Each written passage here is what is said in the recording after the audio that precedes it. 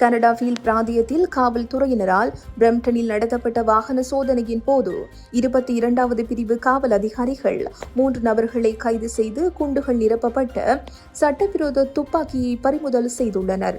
கடந்த 21ஆம் தேதி இரவு சுமார் 11 மணியளவில் ரோந்து பணியில் இருந்த காவல் அதிகாரிகள் கஞ்சா தொடர்பான குற்றச்சாட்டுகளின் அடிப்படையில் ஒரு வாகனத்தை விசாரித்தனர். விசாரணையின் போது வாகனத்தில் இருந்த ஒருவரின் உடலில் மறைத்து வைத்திருந்த குண்டுகள் நிரப்பப்பட்ட சட்டவிரோத கைத்துப்பாக்கி கண்டுபிடிக்கப்பட்டது.